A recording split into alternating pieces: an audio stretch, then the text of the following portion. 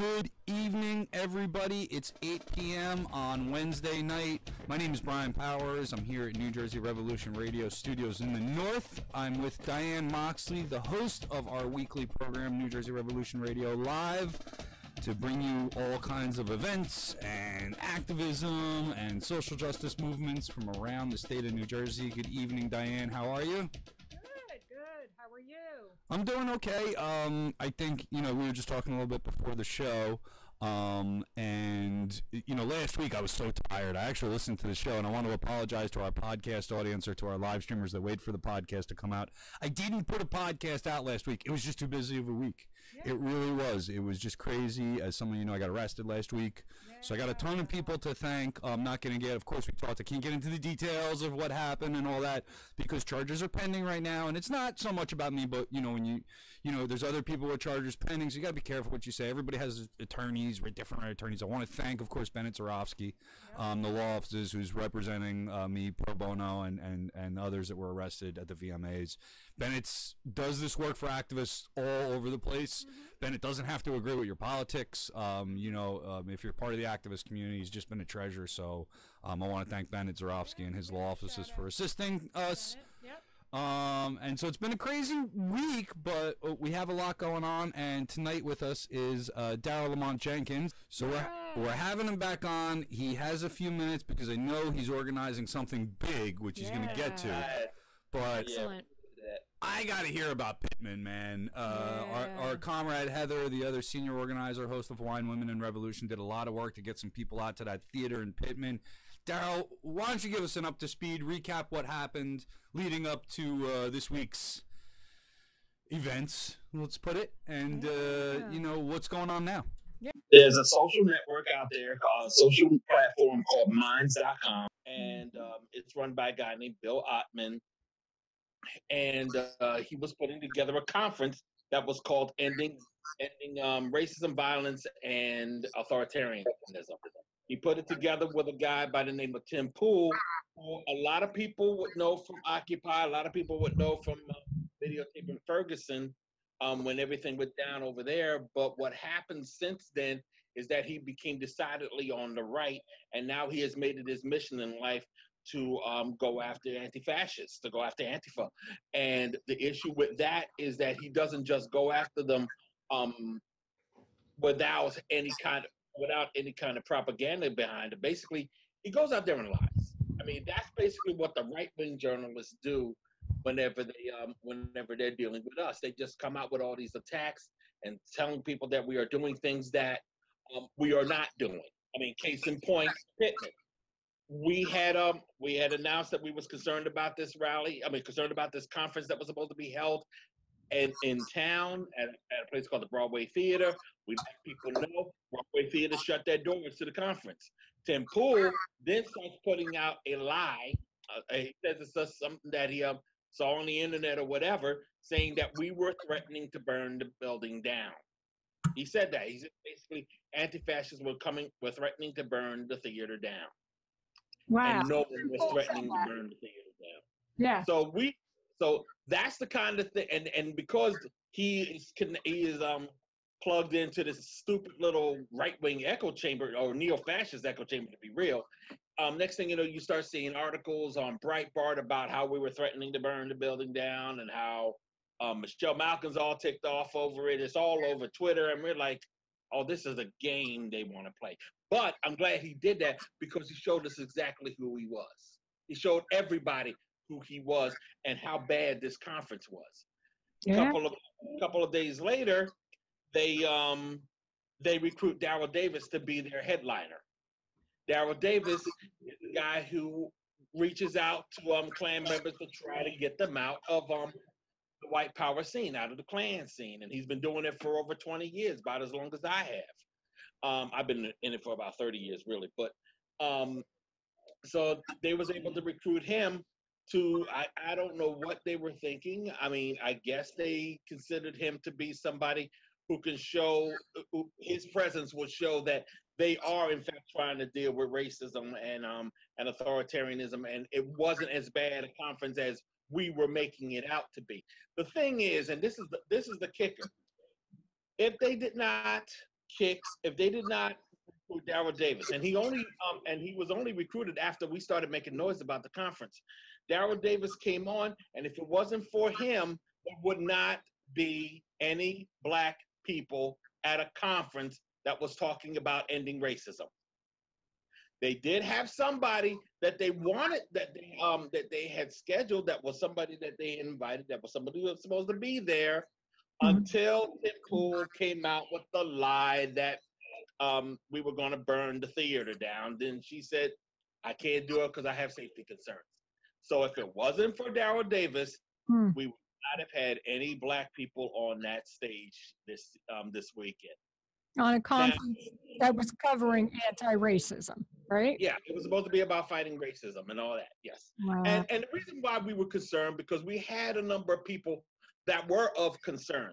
Folks that you see on the internet known as pretty much known as right-wing trolls or what have you. You had some folks that were tied in with the UK Independence Party who were really pushing for Brexit. I don't think UKIP is doing well. Maybe they are.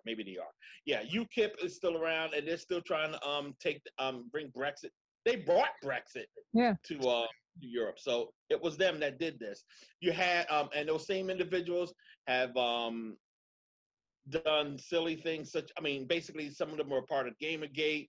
Some of them are pushing for consent between kids and adults. You have some folks that were consent between kids and adults for sex. You have individuals that were denying the Holocaust. And we said, no, we got to call these characters out. Yeah, they had a few liberals on board with them for this conference, to which I say shame on them, because they should not have been platforming them. But to make a long story short, they moved the conference to Philly. We found out that morning that it was at the Sugar House Casino. Sugar House Casino did not know that they had this on their hands until it was too late. So folks might want to talk to Sugar House and find out what their take is on everything. But they still had to come to Pittman because of financial commitments. I don't know. They had a after party at a place called the Human Village Brewery Company. And the important thing about that was they showed up for the after party, and so did we. With the exception of a few of us, most of the people that were outside staring down the conference, because they didn't really chant, they didn't really yell and scream back and forth. They just sat there and watched. They just observed it, just to let them know we are here. Yeah. And they should be there, because with the exception of a few of us, everybody on that block watching that after party were all from Pittman. They were the locals saying we didn't want this in our town. And because of that after party, a lot of the establishments in the area had to shut down because of Tim Pool's lie that we was going to be out there wrecking havoc and causing violence. There was no violence. Everything remained peaceful. We didn't. We probably had a few arguments with some folks back and forth, but that was it. Really, that in the end, that was it. There was one knucklehead. I don't know why he was doing this, but some knucklehead in a cowboy hat that was defending Pittman from the Antifa. And he stayed, it was just like standing there holding vigil, standing guard, and he was there all day, from morning to night. And I was just looking at him going, you are a pathetic son of a bitch. But that was Pittman. I went home. There was a lot of there was a few tense moments here and there. One guy screamed out white power, and a few arguments with one of the Proud Boys, somebody who identified himself as a Proud Boy. And we had a few other attendees that we talked to, but for the most part, everything stayed cool, and we made our point, and we were done. And I don't think they're going to want to have another conference in that town. I think Pittman made it clear that this was not their town, and they are not welcome. It was so funny. One of the guys that was in the after party yelled out across the street, "Go home!" I had to yell back, "They are home. You're the one coming here from somewhere else." Wow. It was a good night. It was really a good night. Good. And I'm glad you guys were out there, because you don't know what you're going to face. So I know, you take a lot of risks out there, and, we need you to keep doing this good work. So we're so glad that you do what you do. I wanted to ask you this Tim Pool thing about that, Antifa is going to burn the house down. Did he have any evidence? Did he put anything out there? The only thing he had was a tweet from someone who no one knew. It could have been anybody. And what angers me about the fact that he's peddled that lie for a good couple of days is that while he was concerned about violence coming from us based on this tweet, there were folks that were responding to him on Twitter, and you can still see this, saying that they're coming there with their guns. They're coming there with their carry concealed, which they couldn't use in New Jersey. They are going to start shooting people. And he didn't say a thing about it. What? He didn't say a word. No one from the fascist side said anything about the violence that people were declaring they were going to do if we came out. Happily, there was those such issues. There were no situations where there was violence, but the fact that Tim Pool and his colleagues didn't say a thing about the threats of violence that was coming from their side tells you all you need to know about who these people are and how bad they can be if we just keep on ignoring them. Yeah, and I think you and I have talked about this before. I first came across the name in the live streams of Tim Pool back in the Occupy days, and maybe some of us didn't know it then. 'Cause I don't think he was a kid back then. So I'm assuming that, this was something that was already there and he was just taking advantage of, a lot of people had a lot of fun with live streaming and getting their name out. And then, wow, what a lost way he has meandered down a lost path on this fascist right wing. Yeah, very, very disappointing. But I guess it was already there. We just didn't know it, right? Well, see, that's one of the things about Occupy. We saw Occupy attracted a lot of libertarian types. Yeah. And they were not, and because of that, they thought that they could basically, a lot of those libertarian types leaned to the fascist side. And they did not have any interest in achieving real freedom as Occupy was going towards. And I think that's important to say because we have to be concerned as we go further, as we get larger, as we get more in our anti-fascism and such, trying to make this world a better one. We have to be mindful that there are people that are going to be out there trying to use certain folks amongst us who might be writing, who might be blogging, and say that they are one with us and saying that they're working with us. And in truth, they're actually working for the other side, trying to gather information about us. I mean, bear in mind, there was a website called Subverse that Tim Pool is a part of, and this is the media outlet that basically covered the conference, but they're all over the place. And it's starting to be a concern because Tim Pool is connected to it. Bill Ottman is connected to Subverse. He's the owner of Subverse, I believe. So as long as those two are involved, you have to wonder should any of us have anything to do with that media outlet? The answer is no.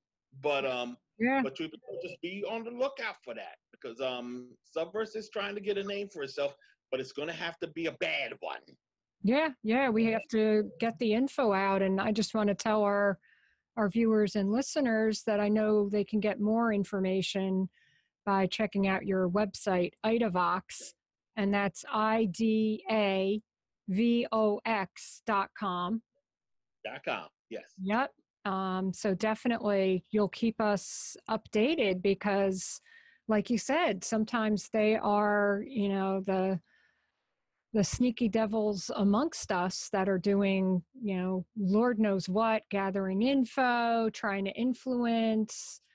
And you are the voice that's going to keep us aware and informed, right? Yep. Yep, absolutely.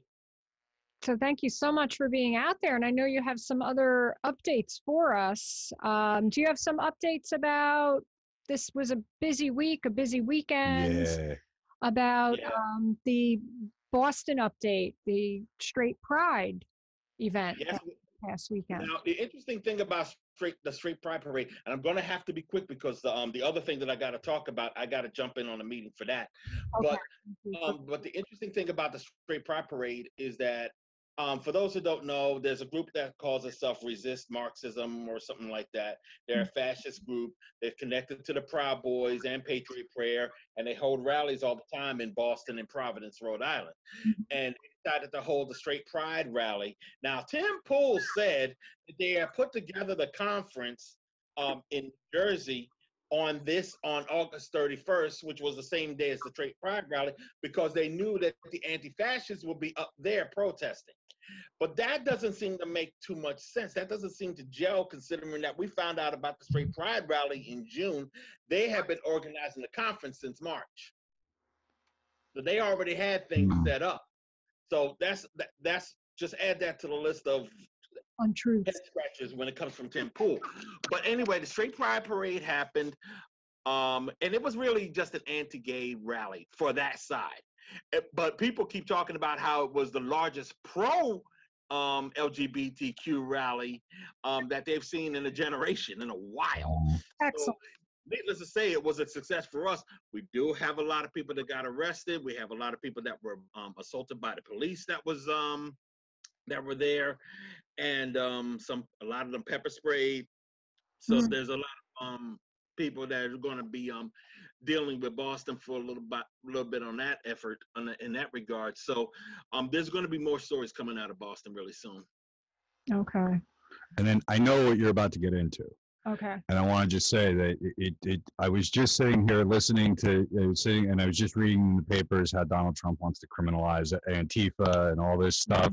And I was literally just talked to somebody on the phone saying, they really need a PR campaign. They really need an Antifa, like something to get people to realize what it is that us as Antifa activists really do. And then Daryle messages me about a conference call. Daryle, what was that conference call about? So that conference call, which I also have to be on right now and in the next few minutes maybe, is something we made the announcement today. We're calling for something that we have called the Days of Unity. We are making October a month dedicated to promoting unity, diversity, and most importantly, anti-fascism in the wake of not just what Donald Trump said, and what Ted Cruz and all of them have planned for Antifa, making them a terrorist organization, meanwhile, white supremacist shooters are all over the place killing people in the same month.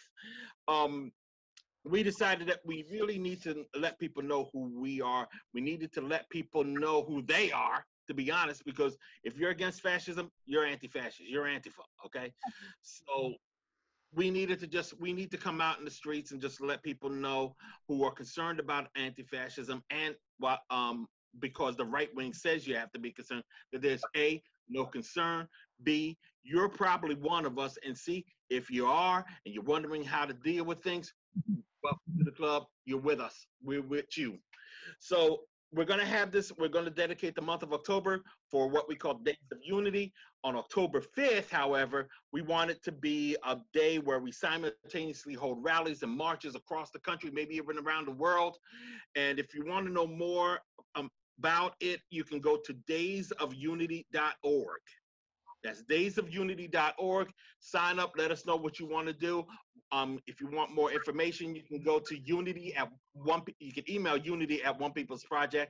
That's our, we're a sponsoring organization along with several groups from out of Tennessee, such as Dangerous Ideas Collective, and as well as in Texas.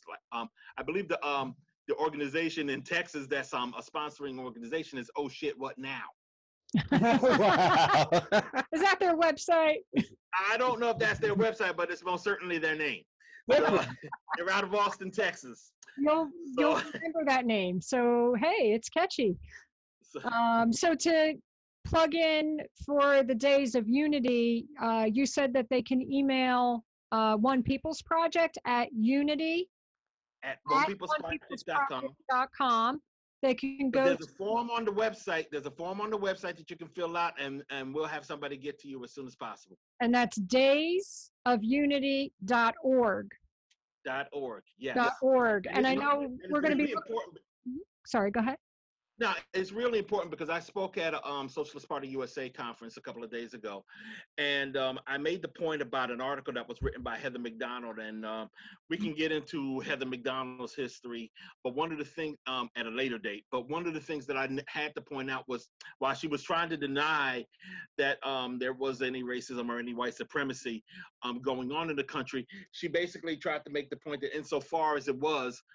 It's because we were talking about it too much, and we're riling up some people on the fringe, some white people who are saying, okay, if you're going to complain about white supremacy, I guess I'll be a white supremacist, and I think I will go out and get a gun and kill everybody in the name of white supremacy. She basically like I said then, I was paraphrasing when I said that, but I'm not paraphrasing what she said about people who call out white supremacy, who call out racism and promote diversity. Be careful what you wish for. She was making a threat, and that threat is one of the many reasons why we need to come out on October 5th and for the month of October.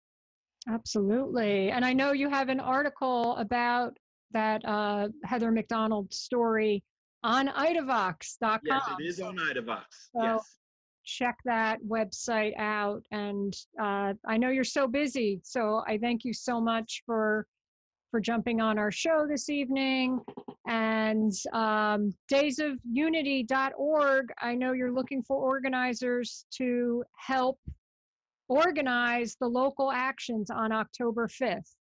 So if you're interested, our listeners, jump on that website now and sign up, and you'll be receiving more information from Daryle and company shortly, right? Absolutely. We're just getting started. Excellent. And you can we'll be a month out, so we got to rock and roll right now. Yep. And you can count on New Jersey Revolution Radio supporting that. I think what we will need is some local organizers on the ground here in New Jersey getting this stuff together and helping us coordinate. Daryle knows that Revolution Radio is here for him. So, and we're here for Anta for work across the state of New Jersey and beyond. So if you you want to get involved with local organizing here, like you said, you can reach out to the information Daryle or contact us here at New Jersey Revolution Radio. We're very proud to be comrades. One People's Project is a sponsoring organization. So thanks a lot for your support, Daryle. We do appreciate it. All right. Thank you. I appreciate it. Y'all take care. Right. Okay. Thank you so much. Have a good night. You too. Take care. So Daryl's got to get on a conference call, but we do have to. I would really be remiss if I didn't play a quick clip from Cora Santaguida out in Connecticut, who went to this Boston Straight Pride rally in order to cover it for Idavox, and really did a great job. Got into some dangerous situations. There were some tense moments. The police did have some trouble keeping participants separate, and things were not going as peaceful. And so a little example here, if you look at the live stream, you see her walking up right to a little confrontation with. You let him come through the barricade and you confront us. You let him confront us. I'm not going anywhere. You're arrest us. Arrest us! Arrest us! Arrest us! Arrest us!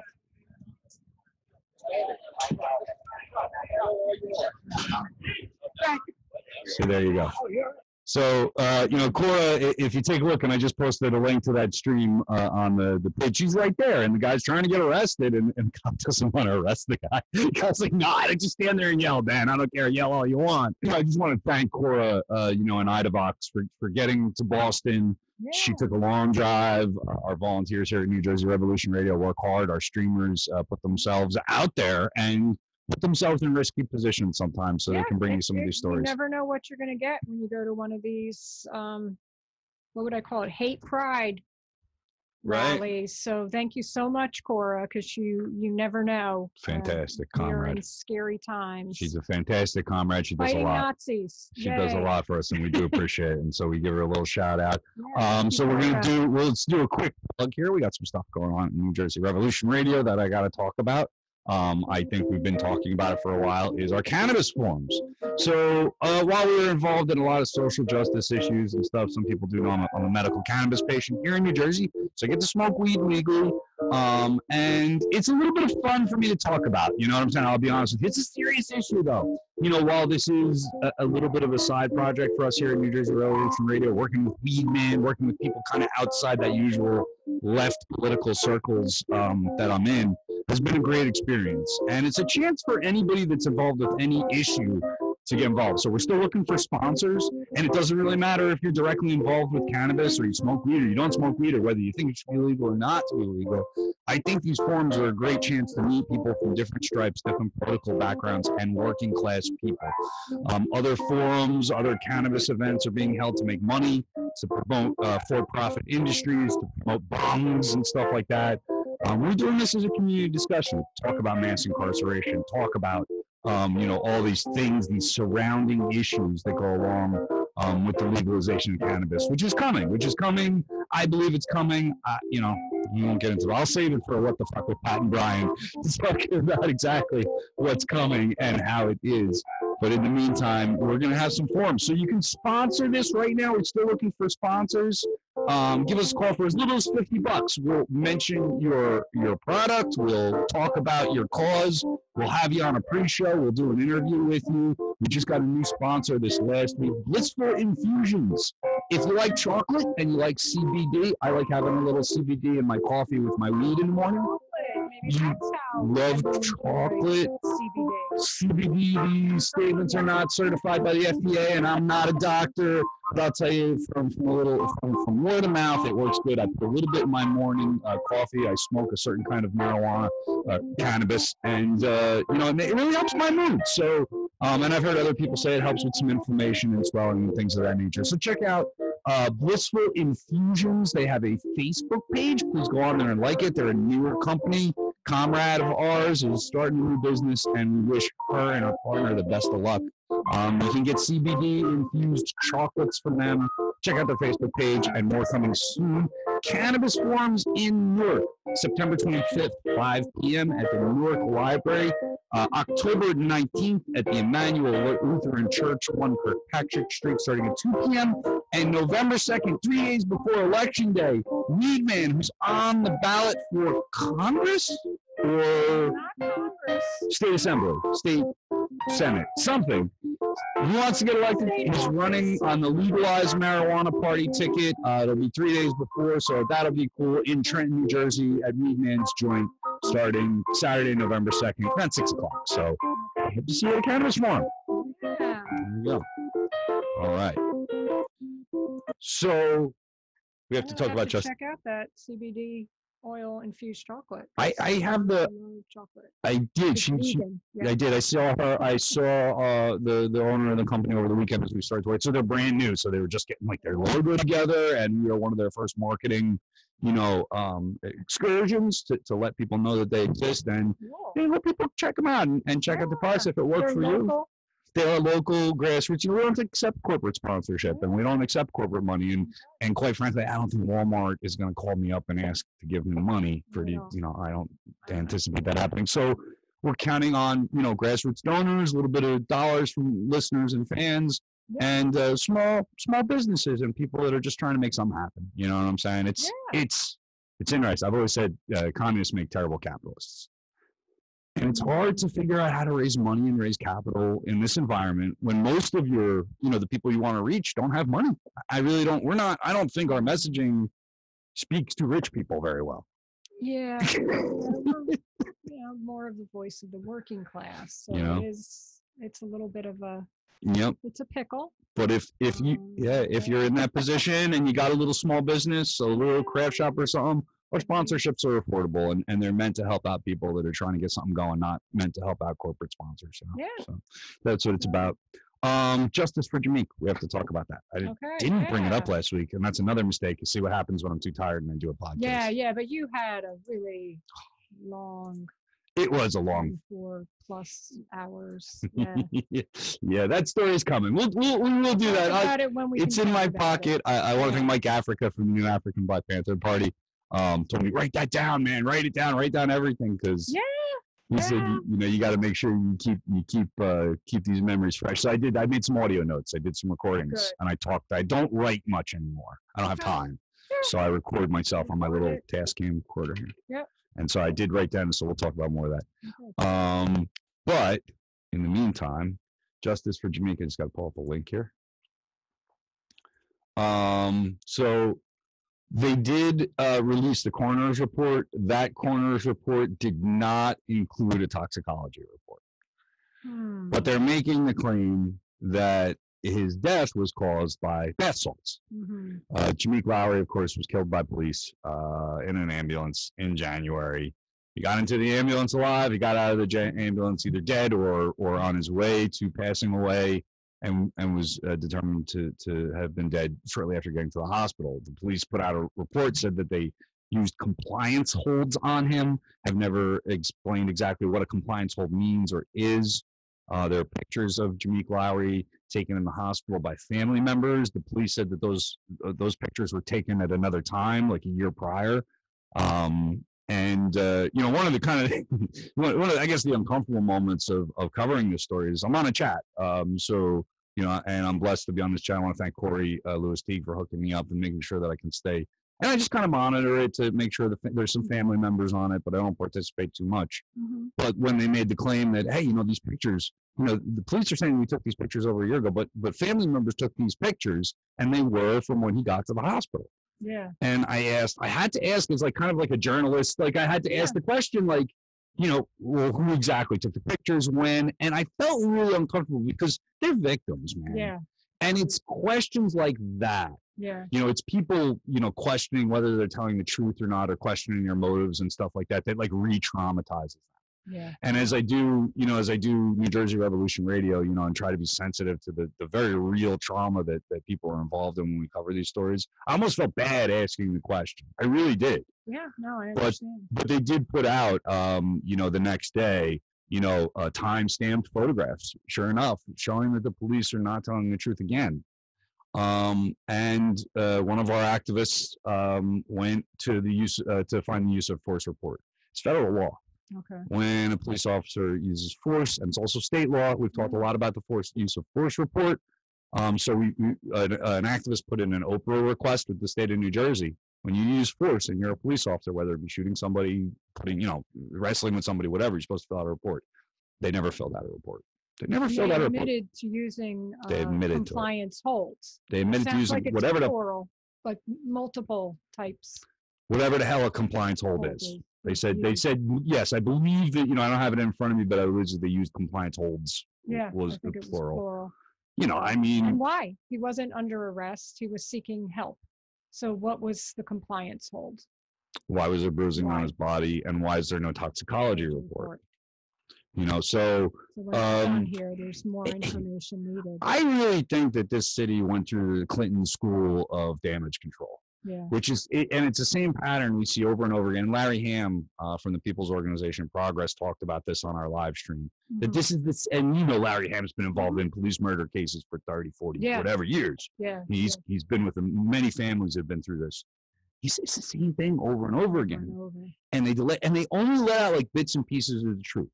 Rather than just coming out with a full story, laying it out there. Yeah. They figure, well, if we give them a little bit of false information or a little bit of information here and there, it'll keep them confused. At bay. I don't know what confuse the supporters. I'm sure they want to do. They want them to lose the support that they have. Just mucky the waters, right? I wonder how much of it is deliberate, is strategic, right? Because there's definitely the strategy of wait them out, right? You can see it.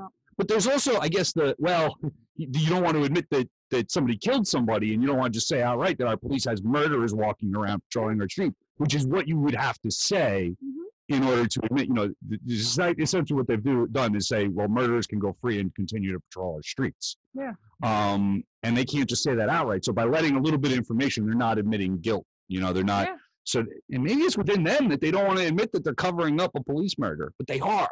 Yeah, and we know there's been multiple arrests in Patterson and the FBI investigation. 7 arrests. 7 arrests. 7 Patterson police officers have been arrested. This is not an unfounded concern. I feel that sometimes law enforcement in Patterson is doing some really, really messed up stuff. We have evidence of that.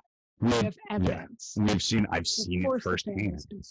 I've seen it firsthand. I've seen the stares at the family from police officers. I've seen the lack of empathy. I've been there. I've gone to a couple city council meetings now, and it's not anecdotal for me.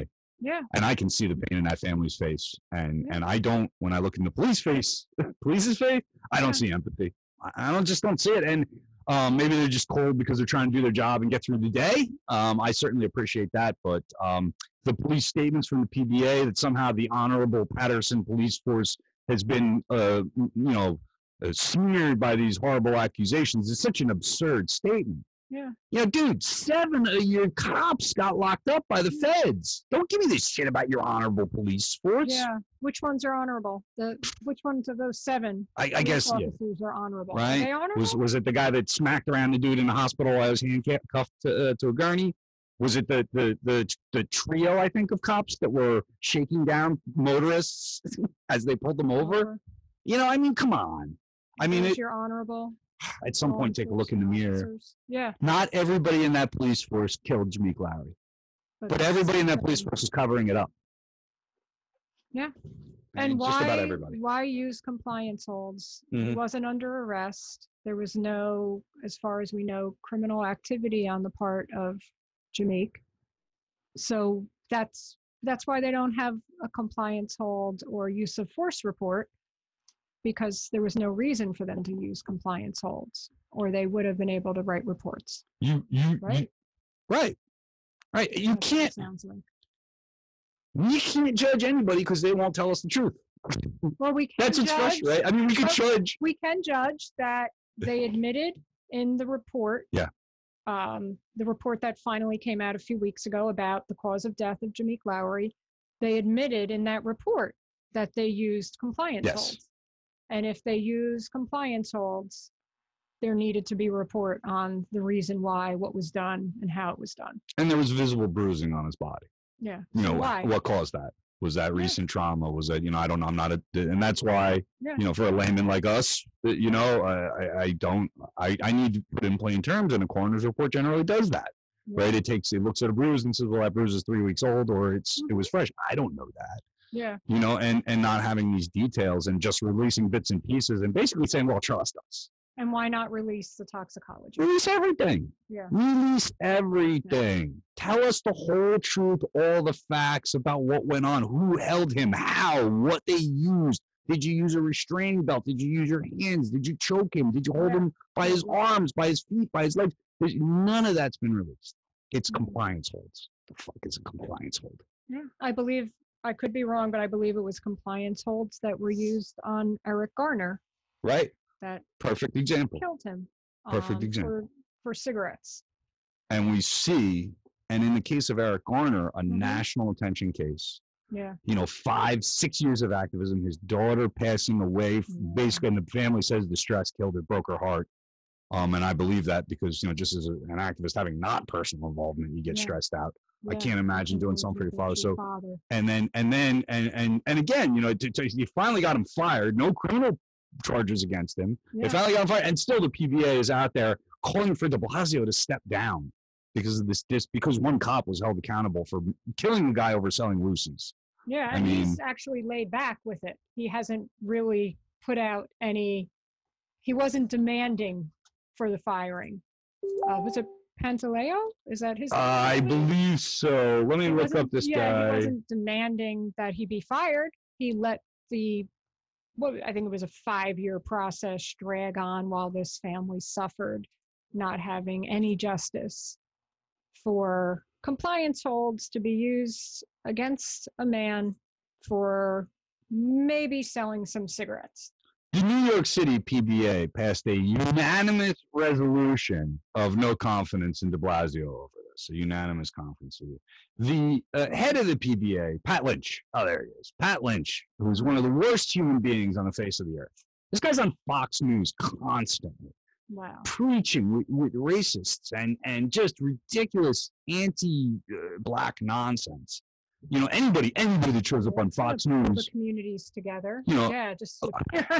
I know that Mimi, our comrade, Mimi Salty Second, some socialists go on there. I've seen some socialists get on there to make counterpoints. All right, He's not there for counterpoints. All right, but Pat Lynch ain't there for counterpoints. Pat Lynch is part of the Fox News crew and supposedly a union president. When I say cop unions ain't unions, Pat Lynch is the #1 suspect. And I wonder, how do they keep electing this guy There are plenty of officers who are not white in the NYPD.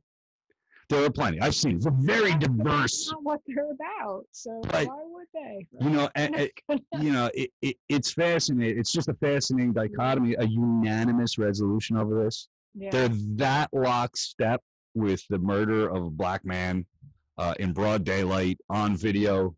They can't condemn that. They can't say that that's wrong. And even to go the complete opposite way and actually root for that. Yeah. I mean, we've seen. They could have just let it be, but no, they had to rub more yeah. salt in the wounds that this family has already been suffering. And we've seen the T-shirts. I can breathe. The horrible T-shirts, right there, this mocking this man's murder. And you want to say right after, it was like the next day they were out there in the street mocking this. It wasn't even evil. In the ground yet. We know what that was about. Horrible racism. And you know, you want to think, and the idea, well, there's a few bad apples, right? There's a few jackasses. They may have been drunk cops. Who knows, right? But this is a unanimously passed resolution by your entire organization endorsing the murder of a black man by police. Insanity. It's insanity. Insanity. So, you know, in that case, DeRosa and Jameek Lowry, here we are, you know, about 9 months into this. Yeah. Credit due to the family who are just strong as hell. Yeah. Corey and the activists and the attorneys around them working to try to make a bigger stink out of this. But it shows you know, I brought that up to talk about the kind of pressure, the kind of public pressure, the kind of awareness that needs to be raised, even to get a result like just firing a cop. Yeah. You know, after killing somebody. Yeah. So to get justice for the Lowry family, we ask all of you to support it. Go to Justice for Jameek on Facebook. Yeah, stay updated. Yeah, stay updated. We will continue to maintain our vigil. Like I said last week, oh man, did I screw up last week's show? I didn't mention this, but it was the first week, and I apologize. So I spent a lot of time. They're going to have an event here. Let me just see here. So Patterson on the way. Oh, so this is a radio show. So they're going to be on the radio. They're going to be doing media. City council meetings in Patterson are on Tuesday nights. They do get rescheduled here and there for work. So there's a workshop or something this week, so we didn't go. But Revolution Radio is trying to get up there, and if you can lend support, get up there for a city council meeting. Just be with the family. Stand vigil with them. We will continue to support that. Hashtag is Justice for Jameek. Yeah, and we'll keep you updated. That's all I got. What do you got? No, I think that's it. I think that's it for now. That is it. Until next time. I feel like I did better this week. I feel like I did better this week. You did fine last week. Did I? Just exhausted. You did fine. I was. Being in jail for 8 hours will do that to you. Yeah. But we're back. We're back. I will be putting this podcast out, I promise. I don't think I have to do much editing because we did a really good job. So yeah, it'll be out. It'll save you some work. You did a great job. Everybody did a great job. Thank you to Daryle from Idavox. Thank you to Corey Lewis Teague and of course the Jameek Lowry family for supporting New Jersey Revolution Radio. Thank you tuning in. Share this. Visit us, www.njrevolutionradio.com. Go to the Facebook page. All this stuff we talk about, the Pittman Nazis, Jameek Lowry. I was at a rally today for immigrants with the Catholic movement to end child detention, which I made some contacts, and we may have some further discussion about that faith-based movement. And there's a lot of great Catholic workers on. I've been saying we're going to put together a faith-based panel, and I think it's way overdue. So, so I did get radical Catholics. More actions happening up there. People attempting arrest up in Newark today. So check out our videos on the Facebook. Our streamers work hard to bring you that stuff from around the state of New Jersey. So this is Brian Powers reminding you that the police can quit their jobs. And this is Diane saying, I'll see you in the streets.